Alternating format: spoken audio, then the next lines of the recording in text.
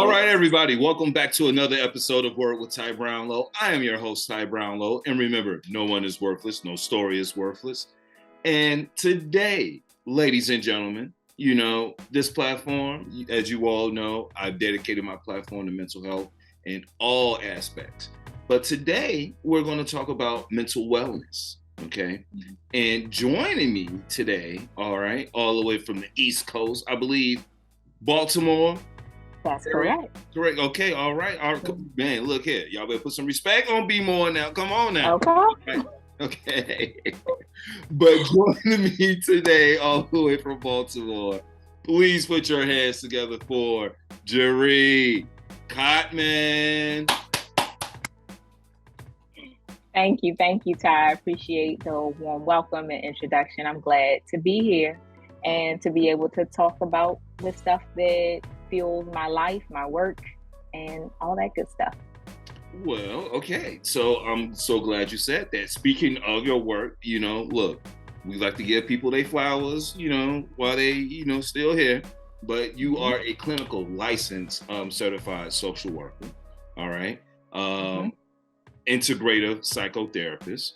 All right. But also, ladies and gentlemen, all right, some of the things we're going to talk about today: dance and movement enthusiast and mindful and self-care advocate. All right. So,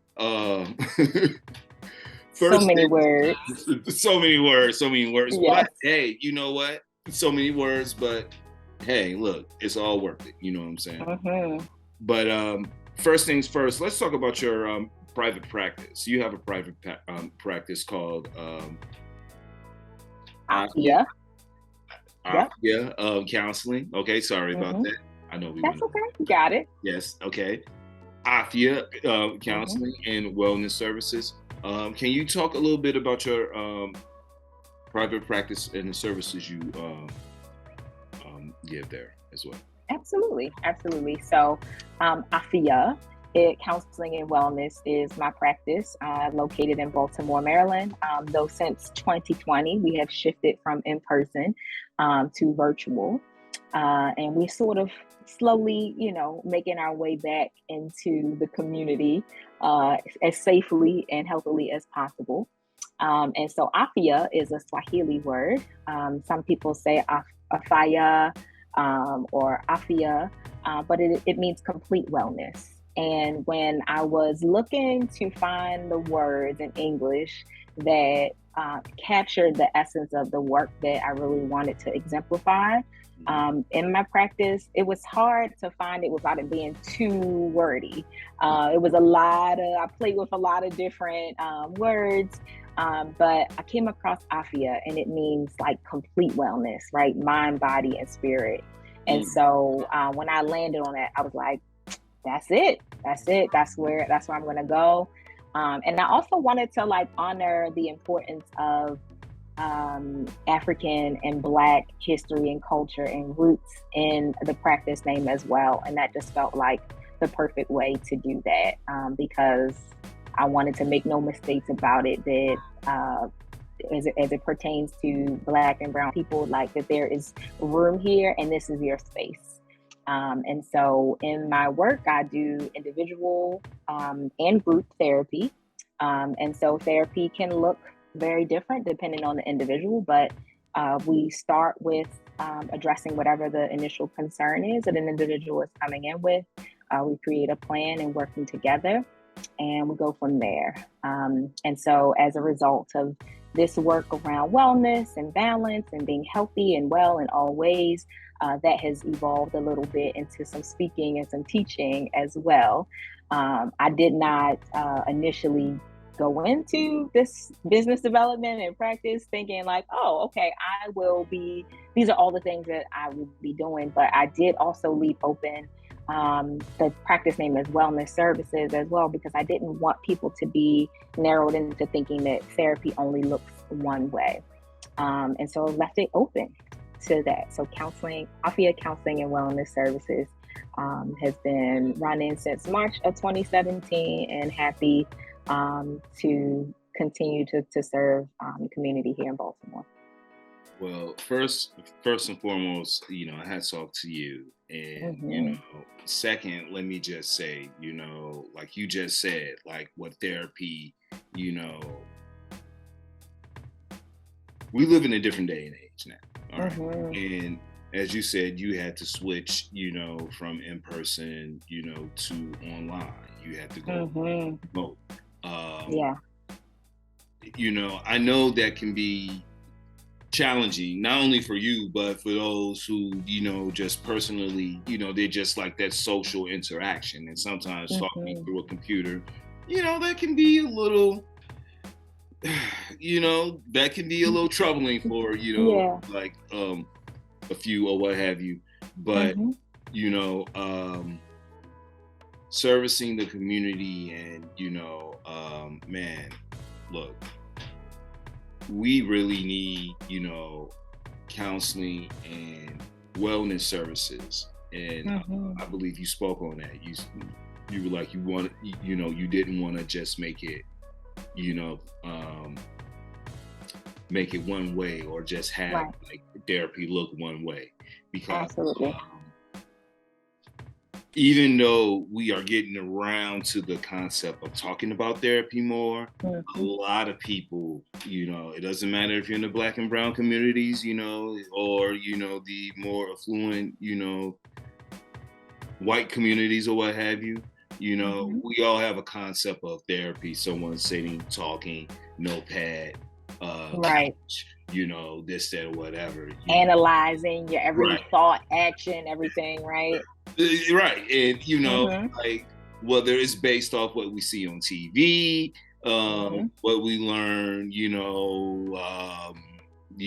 through social interaction with others or whatever. And, certain people are just like that. You have a different type of therapy concept. And Mm-hmm. we, want to talk about that, Yeah. that's a part of mental wellness. And Mm-hmm. you have something called movement therapy, I believe. Is that what it is? Mm-hmm. Okay, can you just share Yeah, leave it. that with us? Yeah, absolutely, absolutely. So, I operate from a mind body lens. And so that means we don't just talk about our thoughts, we don't just talk about even just our feelings, but we talk about the relationship between our minds and our body. We get to understand how stress shows up in the body. We get to understand how different ailments and challenges that we're experiencing, how those things show up in the body. And so that becomes part of the conversation with the clients that I work with. And I think that at this point, and I've worked on the language around explaining this and being able for people to understand these things, that if you want to stay on the surface and sort of just chit chat about everyday things, we might not work that well together, because I'm gonna get all up in your business. I'm gonna be, I want to know, have you had surgery? Are you on medication? Right, Um, right. do you have any aches, pains, or ailments? Anything that has been persistent or challenging for you? How are you sleeping? How you eating? What you eating? All of that kind of stuff. Those are important things that can often be overlooked, misdiagnosed, and mistreated when it comes to different mental illnesses and ailments that can come up. And so I like to make that a part of the conversation, as well as what we do about it. So it's not just what we say, but also what we do, right? Because sometimes people are spending 45, 50, sometimes 60 minutes with me, maybe once a week, Mhm. every other week. But the time that they spend out there living is so much greater. And so I like to talk about what's going on after this ends. After you close the computer or turn your phone off, or when we were in person, once you leave the office, what happens there? And if there are some things that we can put in place so that you can begin to think about how you're living your life a little bit differently, then I would say our work is beginning. And at some point, maybe it comes to an end, because you got a solid foundation and you can take off and live a life that feels good for you. You know, I love your concept because Mhm. um, let me just say, first and foremost, as you were talking about, hey, after this is over, after you turn off this laptop or what have you device, or what have you, after you walk out this door, through the in-person session, you still have to go through life until we meet again, whether it's next week, whether it's next 2 weeks, whether it's the next 3 weeks, what have you, right? Until our next encounter. I like me giving you this hour. Yes, I know it's going to be good for you or what have you, but after you walk out this door, you still have to live your life. And I think a lot of times, we don't really take that into consideration. Whether we are in schools, whether we are at jobs, whether, anything of our day to day, the real learning doesn't happen inside, it happens outside, because that's where everything's going on, and you have to, get around or what have you. But no, I love those concepts. Yes. Preach that. But now, you were talking about something earlier, we were talking about cooking. Yeah. All right, because, I love food. But anyway. Yes. Same. Okay. Absolutely. But, I know you talk about something called mindfulness. So can we talk about mindfulness and mindfulness cooking? Ooh, yes. So that's like one of the newer wellness offerings that has become a part of my work. And I'm just letting things evolve as they do. So my first clinical experience, where I got most of my clinical hours right out of grad school, I worked in a clinic in Baltimore. And so I was sort of the bridge between HIV services, which is one specialty clinic in this larger healthcare center, and the mental health aspect. And so I got to hear people talk about the aches, the pains, the things that challenge them and trouble them health-wise. And I started to get curious about, oh my God, look at all these medications, right? That this one person is taking. Some stuff is old, is out of date. Some things need to be taken off. And I started to get curious about, what if people could eat differently? What if people could move a little bit more? And like, that's not even just showing up in the clients and the people that I'm working with, but that's like in my family, in my own life for myself. And I've gone through some different evolutions with my own health and noticing how what I was eating was impacting how I was feeling. And so if you're putting a bunch of processed food into your body, things that have passed through a lot of different hands, got different chemicals in it, that can show up and look like depression or look like anxiety, right? Okay, because I remember I was in grad school, busy, going from work to school, evening classes, all of that. Stopped past McDonald's, got my little sweet tea, got my little, my fries, and I'm walking and I'm like, ooh, child, I'm out of breath. And that caffeine and that, because they only sell the sweet tea in the big cup, right? Oh, and so my heart is beating, right? And if I did not have enough body awareness, again, that feels like anxiety, when really I wonder what it would look like if I just changed my diet a little bit.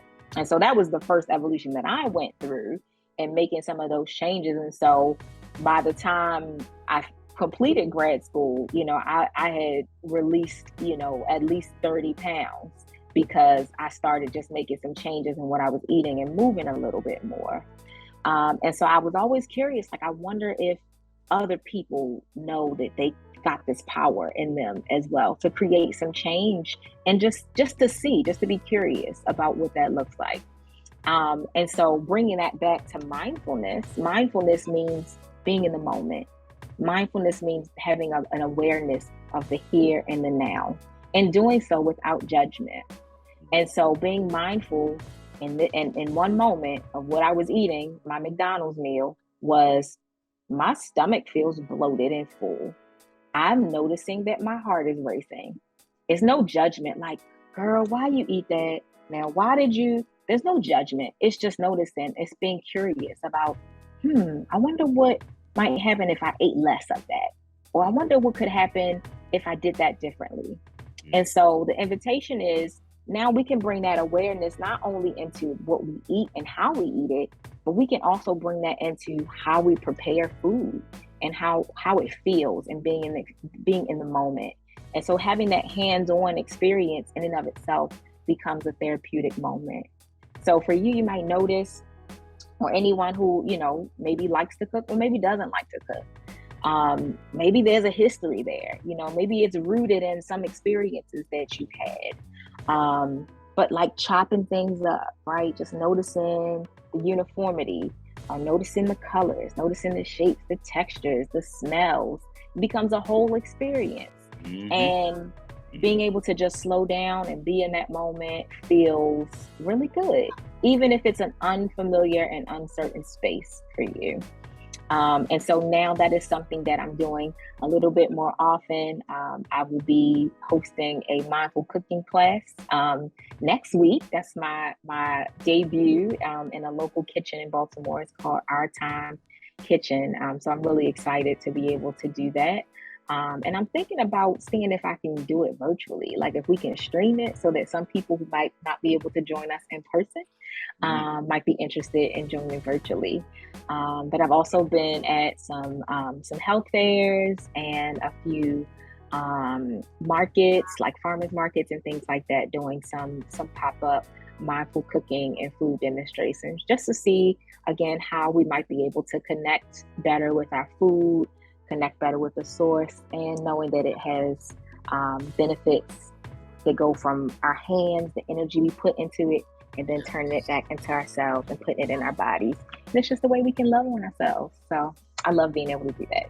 Look, and okay, so I know you talk about self-care, but everything you just said right there is self-care. Okay. Yes. Man, loving on the food that you're eating, but not only that, but knowing the source, knowing like that's very important. And I think that's a, step that a lot of people sometimes overlook, because we just want. And, it's a processed world, Yeah. Like, it's like, man, come on, like if I can make it in mass abundance, I'll give it to everybody, Yep. But if it's something organic, okay, it takes time, it's good for you, so it may not be a lot when, season is in play, but if you're on time and, you're tuned, then okay, and sometimes organic is not for everyone. Right. Absolutely. And it may not be accessible. We have to be honest about that. So it's like, what's the best option that I can have for right now? And being able to eat for how you want to feel.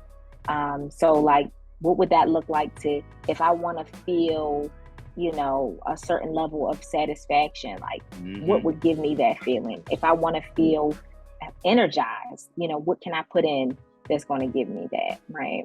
So just being able to make note of all those things as well. Well, I'm just sitting here thinking to myself, and I'm thinking about everything you're saying, and I'm just, thinking about the times of working in schools and working with certain, youth in areas that I know are under-resourced, they are deserts. And I will talk about the value of nutrition when they would come into school. I know they would get tired of me preaching or what have you, but if like the local gas station is your only source of nutrition, because you can't go to like a supermarket to get stuff, or you don't have a mart or anything like that open at that time, or even in the area to get that, so you're gonna come in here with your honey buns and you're gonna have like your tall cans of Arizonas and everything else, your Takis or what have you, and I would just be, oh God, like Jaree. Yeah. Listen, and the Takis, I'm just like, your stomach ain't burning. It's not burning. The first thing you Right. know, I'm like, okay, do you understand what okay. is going Right. on with you right Yes. now? Okay, you know what? Yes. But yeah, Right. I now know. I'm about to And get flashbacks. All right. I know. It's like just saying it. But again, being able to provide the education along with the experiences. Yes. That makes such a difference. If we can put our hands on it, if we can play around, if we can learn some different ways, we can do some combinations that you can put these things together and make a really delicious and healthy snack. So it's there are solutions and challenges at every level, from the one-on-one individual level, from what's around in our neighborhoods and our communities, and then even larger, looking at the larger community and the government and what's being funded and all of that. So it's so many challenges that are there, but I think that knowledge is power. And the more that we know, the more that we can equip ourselves from an individual level and working our way up to be able to create these healthy moments and experiences. Okay, all Yeah. right. Hey, look, y'all. Mm-hmm. Look, Mm-hmm. eat healthy. Yeah. Have a different mindset. Have a different mindset. Right. Live a different way. Live a more productive way and a more productive and have a more productive life. And like, I want to tie that into not only in what we eat, but like physically, but like mentally as well. And socially, and all around us, as well. So I want to talk about trauma and desensitized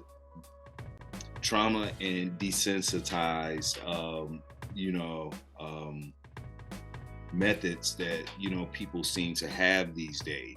Like if you go to social media, I had somebody on the show and they had a term called doom scrolling. The first thing you do when you get up in the morning, you go for that phone, you scrolling through, you're not looking for nothing happy, you're something to set you off for the day, because I guess that's your norm. So the first thing you see that sets you off, now your day is just whatever for that day. It is usually like a negative more so than a positive. But we just live in a day and time where, look, if it ain't on TV, it's on social media. If it's not on social media, it's video games. If it's not on video games, we got streaming services. There's just so much that goes on. And, people and children sometimes are immune to like all this talk, because you know what? I can't say what the reason would be. I mean, there's like a number of reasons or what have you. Absolutely. But, they're just like filled with all this anxiety. But I know you have something. You have a therapy, EMDR therapy. Can you talk about that and how that can combat those who, go through this trauma, somewhat on a daily basis? Yeah, absolutely. And I think there are obviously pros and cons to this beautiful development of social media that we have before us, that we have access to more information, and we also have access to more information because it can be a lot, right? True. But the good thing is that some people are recognizing that the experiences that they've had and the ways that their bodies are responding is in line with some of the symptoms of what it means to be living with trauma or having a traumatic experience. And trauma really is just those psychological events that happen, something that leaves a lasting impression on your mind and on your body. And that doesn't mean that it's set in stone. It doesn't have to be a permanent state of being, but the impact is there. And so through, lots of research and studying and all of that, some people have discovered, hey, there are ways that, not that time passes and I recognize that, okay, maybe I'm recovering or I'm finding some healing within this traumatic event, but there actually might be ways that we can change our brains and the way that they have processed the traumatic event that happens. It's fascinating, right? And so that's where EMDR comes into play. And I like to say, because it would be remiss of me if I did not acknowledge, right, that there have been ways that we have healed ourselves, especially as Black, Indigenous people of color. We have always had access to healing modalities, if you will. And so I like to be able to pull from, okay, what is some of the research and some of the evidence-based practices looking like that say, this is a way that we can address what happens in the brain and in the body after a traumatic event. And so one of those types of therapies is called EMDR, or eye movement desensitization and reprocessing. What do all of those letters mean? What is all of that? Essentially, I say that it means that we have ways that we can use the movement of our eyes, sort of looking back and forth, left to right, or right to left, whichever direction you choose. Yes, because where you look and how you look can shift how you feel. And so it's a really fascinating protocol.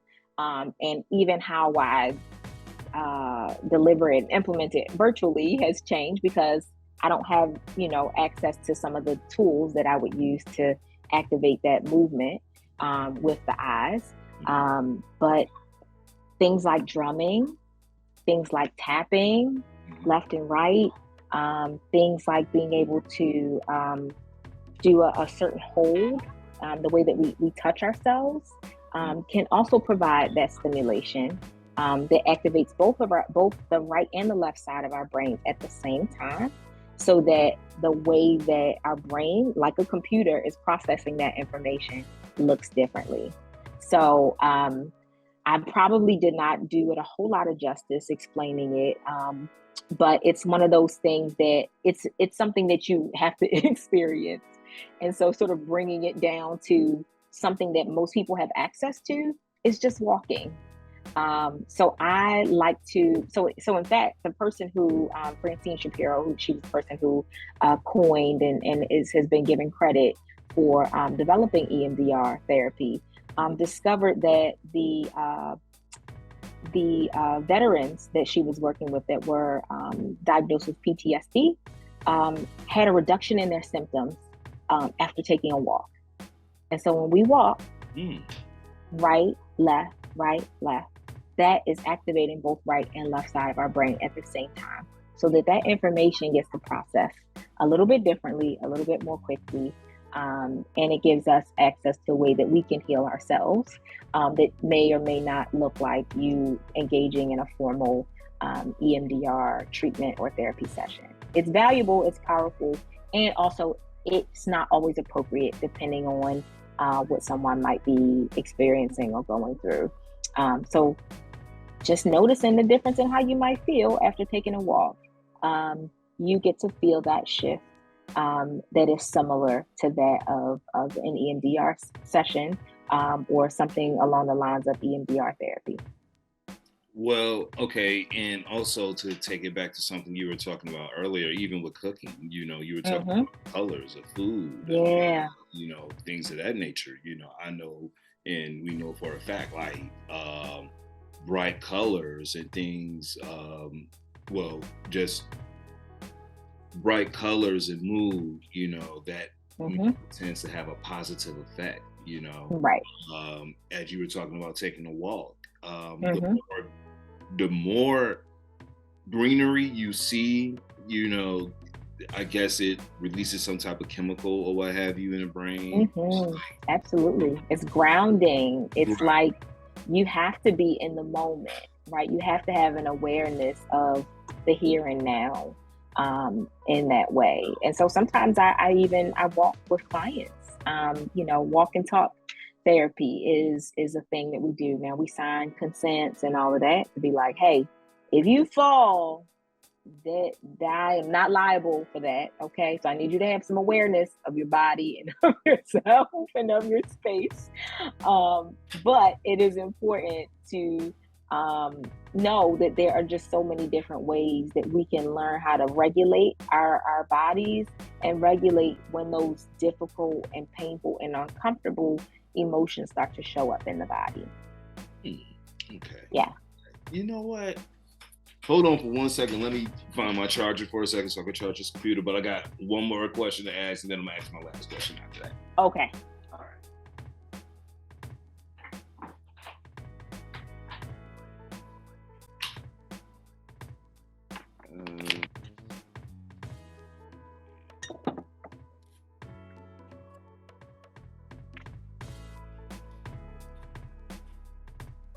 All right. So, sitting here and listening to you talking,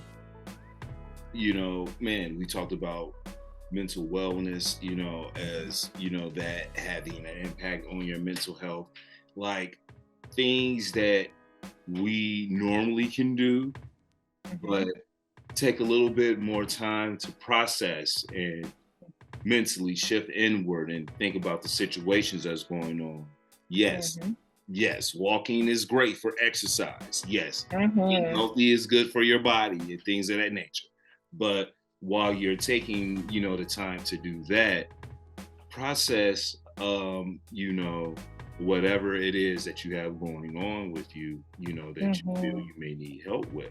Now, of course, having, a counselor or a therapist or someone to talk to is definitely a plus. And absolutely, hey, look, we definitely recommend it. Okay. Right. But the way that you have talked about therapy, I'm just sitting here and I know you alluded to it earlier, but why do you think the concept of therapy and counseling needs to evolve, even though it's big right now and it's big on the scene now? It's been around for years, but why do you feel the need for it to go from what the standard idea of therapy is to taking walks, walking with your clients, cooking, talking with your clients, things of that nature? Well, I have to look at things from a Black lens. It's only right. That's who I work with. That's who I am. That's my life. That's my, my people, my family. And so therapy as we have come to know it is so whitewashed, and the roots of it is based on illness, and is based on like insurance companies and all of these other things that can be really problematic and really take us further away from the healing, whatever the healing is that we need, or the sense of wellness. And so that's why I like to use the language of wellness versus illness. So it's not thinking about what's wrong, but what do I need to feel a sense of being balanced and being well and being whole. And so if there are things that work for you, or that are helpful, but perhaps you've gotten away from it, what do you need to get back to that? Or if you are completely unsure, what do you need to feel that or to experience that? And so for me, it's about reclamation of the ways that we can heal ourselves, and the way that we can come and to be in better balance. And we can take away some of these structures and tear down some of what has led to us to feel, even more oppressed. Pharmaceutical companies and the big farm and all of that. These food companies, right? So it's like, okay, let's not buy into this whole system that is built on like there being issues or challenges or a disease or diagnosis, but like, how do we stay well? How do we stay well? How do we get well and then stay well? And so I love that people are talking about therapy. Some of my clients say things like, yeah, that's so and so is my therapy friend, we're all therapy friends. Like we go to therapy, like we're in this place of like shifting the way we think and talking about our feelings and coming to understand that. So we got TikTok therapists and Instagram therapists and all that. Not 100% on board with that, because No. there's no replacement for the relationship with a licensed mental health professional. Yeah. But I do love that people are starting to have those conversations and bringing the awareness in of, I never thought about my parents dying when I was young as a traumatic event, or growing up in a place where every day all I saw was crime and drugs and addiction, that had an impact on me. Yeah. Or just I'm just talking about some of the experiences that people come in like, you know what, hey, maybe this is something that I should talk to someone about, and being able to become in better relationship with this thing that happened, so that it doesn't have to rule the rest of your life. And that you're working from this place of deficit and deficiency, but really, again, working from a place of wholeness and wellness. Rules the rest of your life. That's a very profound statement there, because let me tell you, that mindset right there alone. Yes. Alone. All right. Like, along with everything else you're talking about, but that mindset right there alone, I know for sure that has just held people who, you always ask the question, what if, and it's always the coulda, shoulda, woulda. What if I would have, took it, a little bit further, and, pushed a little bit further, or, just dug in, hey, you know what? Ain't nothing good around here, and I'm gonna be what I'm gonna be, and and I think sometimes, and it's funny, and yes, ladies and gentlemen, we're gonna have a psychology moment, okay? All right. Yes. But no, so it's funny that you talk about that, because I work with kids or youth. I don't want to call them kids, because they get we call them kid. Well, that's right. But youth, and teens, and I know sometimes we talk about the concept of, especially for African American men and young men and boys or what have you, coming from 2-parent homes, but still making ill decisions, and wanting to like run the streets and do all these other things when you have this. And contrary, to popular belief, even though I know statistics say this, that, and the other, influence is something that I don't think gets talked about enough. And, I know you talk about, the things you see around you, and, EMDR and things of that nature, but even sonically, the things you hear and take in, we process that, to be, okay, hey, well, in order for me to be, a man, especially a black man, well, man, I gotta listen to this type of music, I gotta dress this type of way, I gotta live this type of lifestyle in order to be accepted by, those that I want to be accepted by, because in my eyes, these are the people who are the gatekeepers, to me having whatever respect I'm going to have at whatever level that they see themselves at, So, I do find that funny, Yeah. Because they're sweet. We are complex beings, and so that's why I like to, take a holistic approach in understanding the bigger picture, because it's not the end all be all to come from a 2-parent household and to have a certain social economic status, because what does it mean if you are not poured into otherwise? What does it mean if you're not seen, if you're not valued, if you're not seen as We want you here. We need you here. We appreciate your presence in our lives.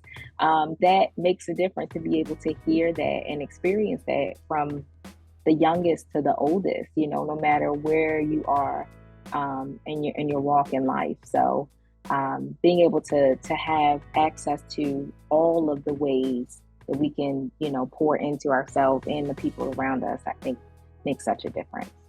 Yeah, and I'm just going to tell you, and I think that's why certain family members are really missed when we're here, because were the ones not only pouring into others, but they were, pouring into themselves. However, they, saw fit or what have you. So, but yes, you make a very, very, very bad. Look, she dropping them jewels, y'all. Okay, I'm telling you, man.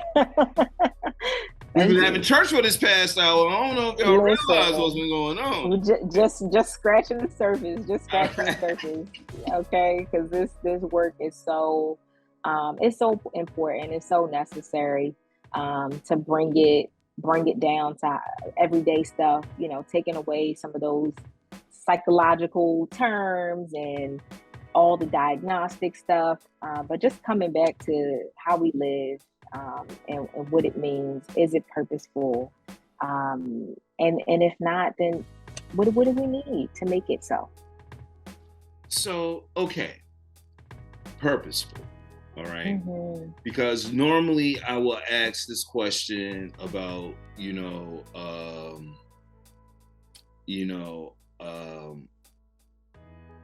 about how therapy needs to be, like culturally accepted. I'm sorry, the word I think about is culturally relevant. Yes. All right. But someone broke it down to me in a bigger context. And the context they broke it down to me was, let's just start with the work first. Yeah. If you understand the work and you really have a, good heart about the work it is you want to do, there is no such thing as being culturally, Right. So, and, I had to think about that for a second, and, just to really sit here and talk about the work that you're doing, how you're doing, because I know we spoke on that earlier, but changing the face, changing the game, changing how people view therapy, changing how people view counseling, changing how people view wellness, like changing the mindset, just getting out of the old and putting yourself into something, comfort is a cage. All right. Yeah. Let's just pretty much keep it real. Like, everybody wants to be like, well, I just want to be comfortable. Right. When it comes to certain aspects, yeah, sure. Like if I go on vacation, I want to be comfortable. Right.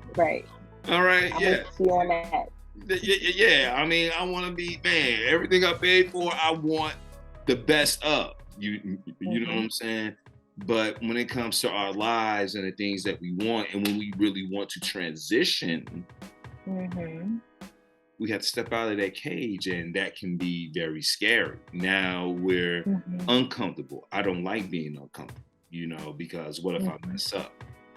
What if you don't mess up? You know what I'm saying? Yeah. But you're never going to take that chance. But anyway, all right, I'm getting off my soapbox now. Absolutely.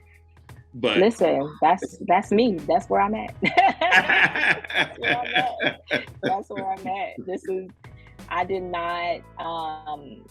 did not just start my practice and start my business with, again, these thinking of I'm going to be the face of all of it. I just wanted to do therapy the way I wanted to do therapy.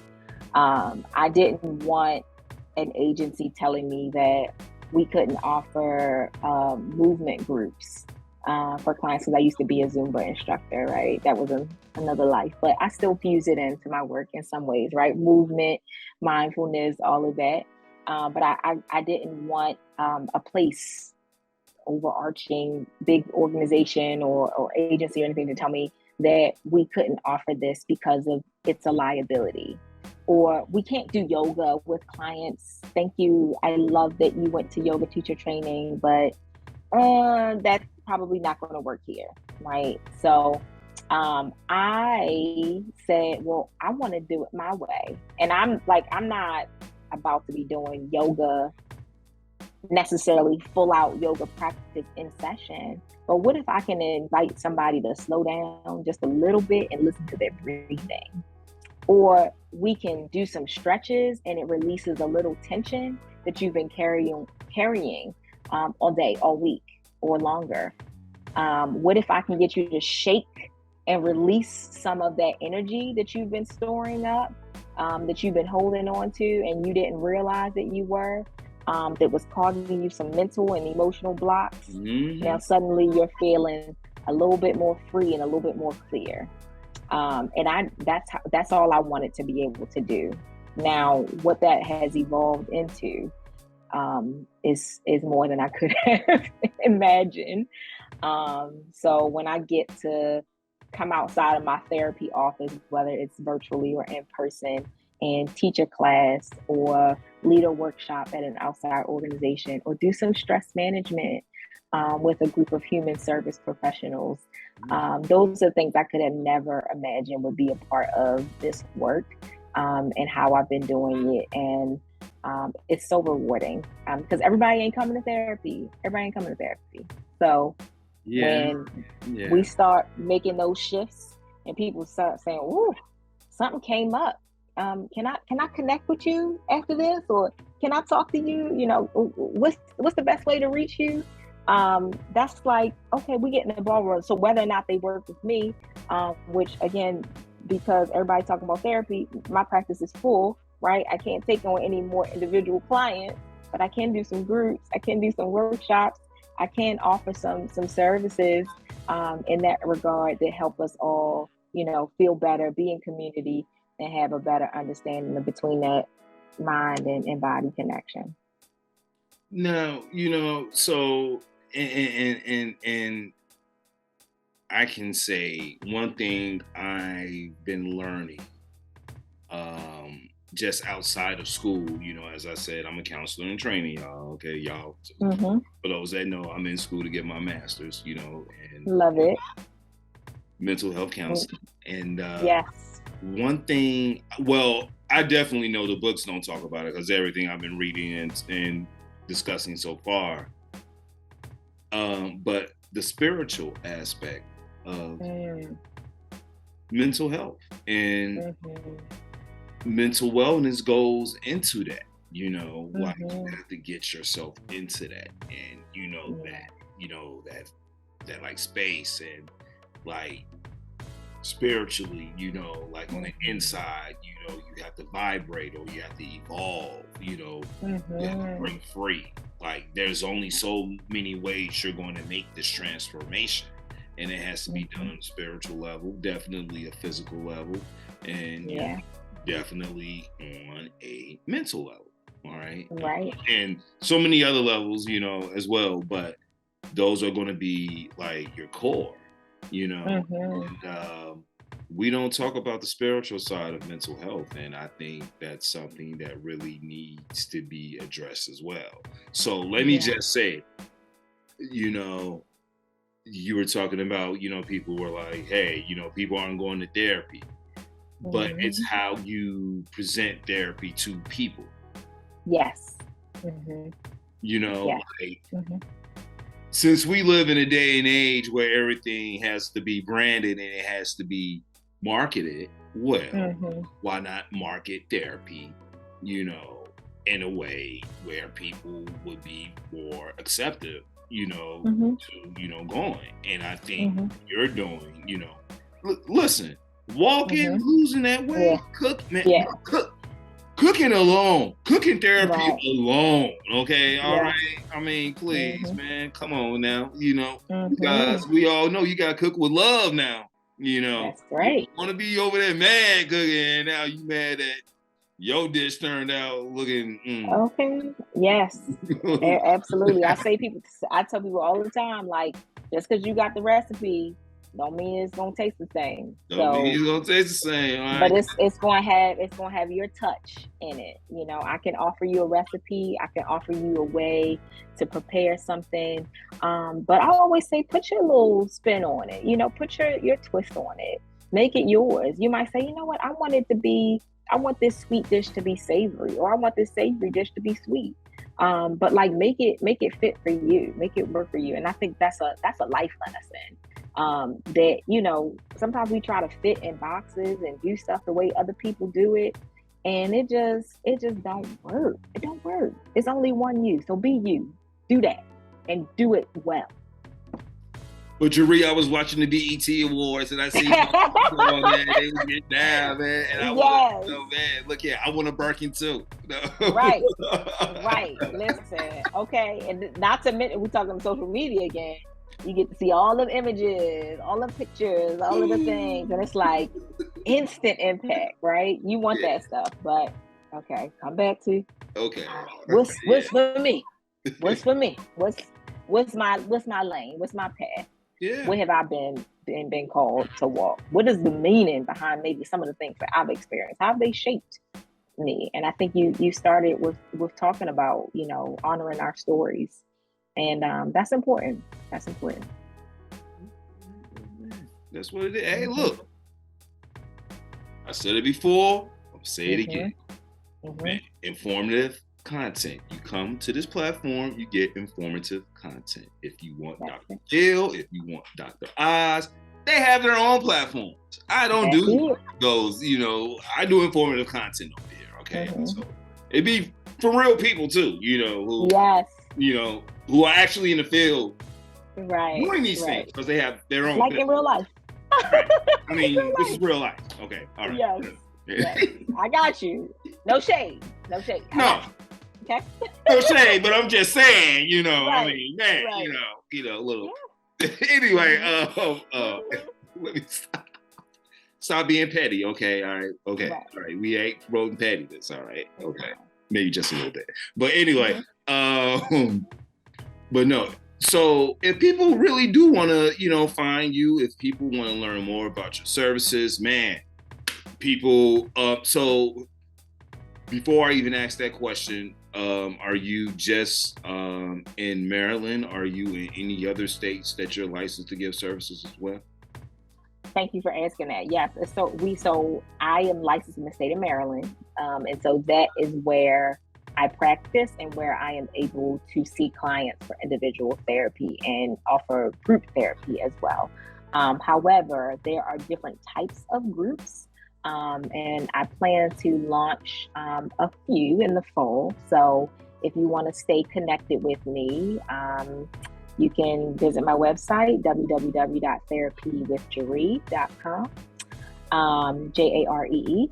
I also am on Instagram as Jaree, JAREE_LCSWC, so many letters, but that stands for Licensed Clinical Social Worker Certified. I know it's, again, letters, but people just want to know, can you help me? Can you love on me? Can you make space for me? So I'm grateful for the letters, but I'm also grateful for my heart and the experiences that I've had that have led me up to this. And I think those two ways are the best ways to reach me. But I'm also have a business page for on Facebook, AFYA, AFYA Counseling and Wellness Services. And any of those platforms are an excellent way to reach me. And if you go to my website, if you subscribe to my newsletter, you will be abreast of upcoming events, groups, all of that. I love working with Black women, so my jam is working with Black women and all of the transitions that we have experienced. So 2020 was quite a year for a lot of people.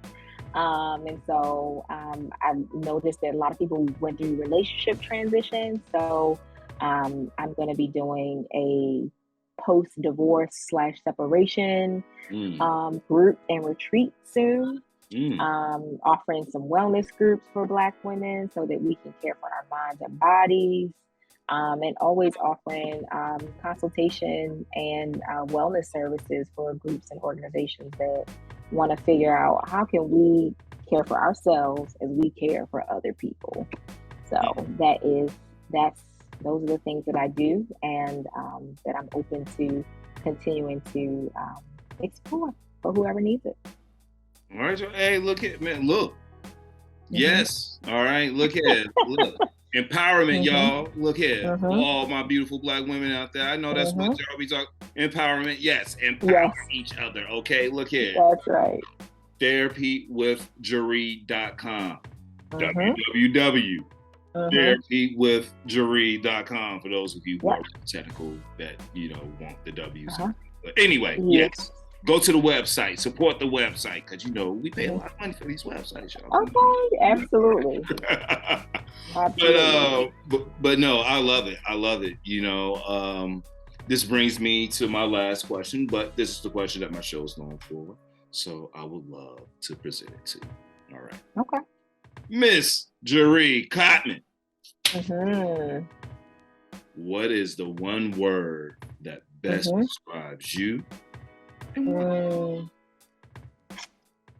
I would say effervescent. Okay. So I like to think of myself, as I'm a little bit of both, right? So if you see a glass of champagne or ginger ale, okay, because Black people love some ginger ale. You might see those little bubbles fizzing and rising to the top. Shame on you. Okay. Right? Listen, I'm just saying. Or Pepsi, okay, whatever is your drink of choice. But those things are all effervescent.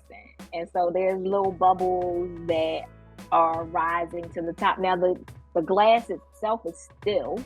And so that's the balance side. That's sort of like the calm, that you might see or witness. But there's also those little bubbles that are rising, and there's action and there's activity in that. And it's amazing to watch and to witness. And so I see myself as that, as effervescent. So you feel it, it's a whole experience. It's like that, those little bubbles is rising to the top, is active, but sometimes it's some stillness, it's chill, it's there. But I'm a little bit of both. Hey, look, hey, distinguished, okay, all right, man, you got the boondock snaps over here, the distinguished. Thank you. That's it. You gotta come on, look. Yes. You better talk that stuff, girl. Look, you better talk. Thank you. Look here, look. I've been doing this for about 3 going on 4 years. And I've had some good answers, you know what I'm saying? But that's definitely up there with, that might be in the top 5. Thank you. You may have a top 5 right there. Okay. What an honor. But no, I just want to really thank you for coming on to the platform. Man, just like sitting back, talking to us about everything you have going on. And what's to come as well. And listen, y'all, movement therapy, okay? Let's get out here and do what we need to do, okay, man? And let's really process and talk about what's going on with us while we're doing so.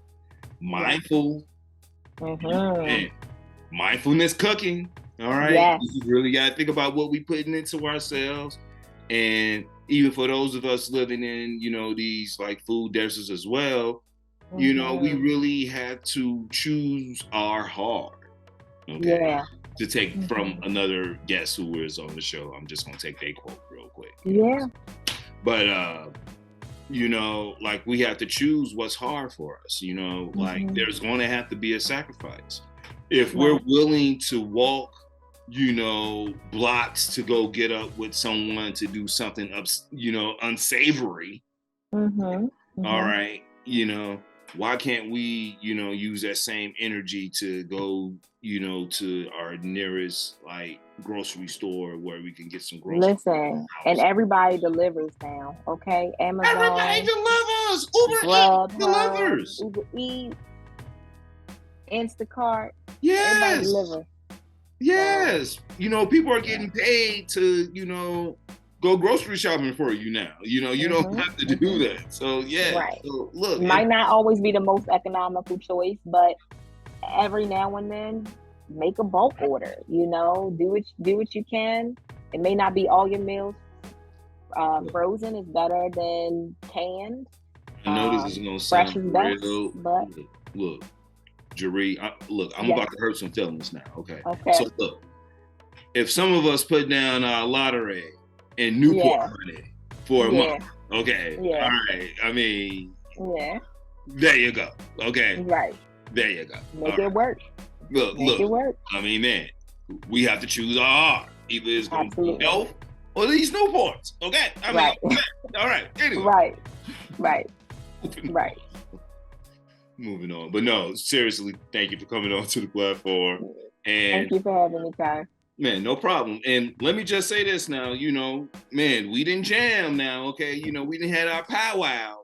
I consider you to be a friend of the show. So whatever else you may have going on in the near future, you know, whether it be book, whether it be conferences, whether it be something that you really want to touch on. Speak it. No, I mean, I will share. The doors are open, you know. Come on in. Okay. All right. On that note, ladies and gentlemen, you already know this has been Word with Ty Brownlow. I've been Ty Brownlow. No one is worthless. No story is worthless. You can follow me all social media platforms, Word with Ty Brownlow, or you can just go to my website, tybrownlow.com. Get this wonderful interview plus other great interviews. Jaree, we out. All right.